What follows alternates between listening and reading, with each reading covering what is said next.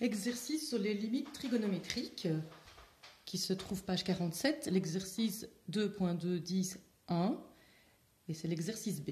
Donc de nouveau, on va partir en connaissant la limite lorsque x tend vers 0 de sinus de x sur x, ça vaut 1.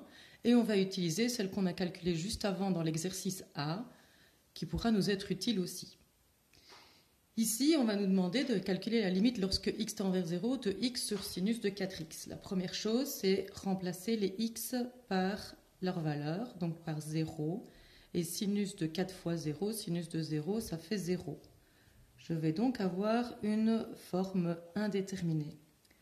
Pour pouvoir lever cette indétermination, il va falloir que je retrouve quelque chose qui ressemble à une de ces deux formules.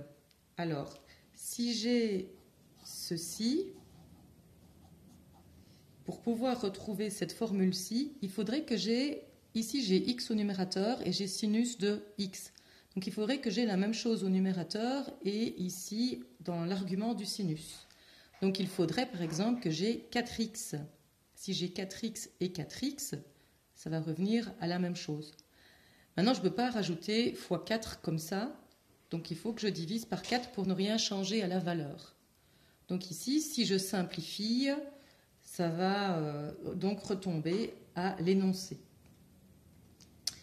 Si j'ai je vais garder le 4x, surtout ne pas simplifier évidemment, parce que sinon vous revenez en arrière, mais c'est ça qui prouve qu'on revient bien à la même chose.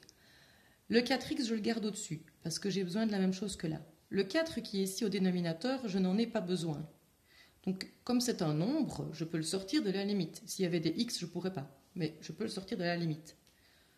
Il est au dénominateur, il va rester au dénominateur. Donc, c'est comme si c'était 1/4 fois 4x sur sin 4x.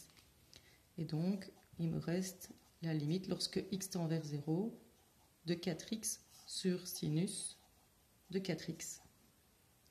Ici, c'est une limite qui est bien connue, puisque c'est le même principe que celle-ci, ça va nous donner la même chose. On pourrait appeler 4x, par exemple, on pourrait l'appeler t, et donc on aurait la limite de t qui tend vers 0 de t sur sinus de t, ça reviendra exactement au même, ça fait 1. Et donc, la limite, lorsque x tend vers 0 de x sur sinus de 4x, ça nous donne 1/4 fois 1, donc 1/4.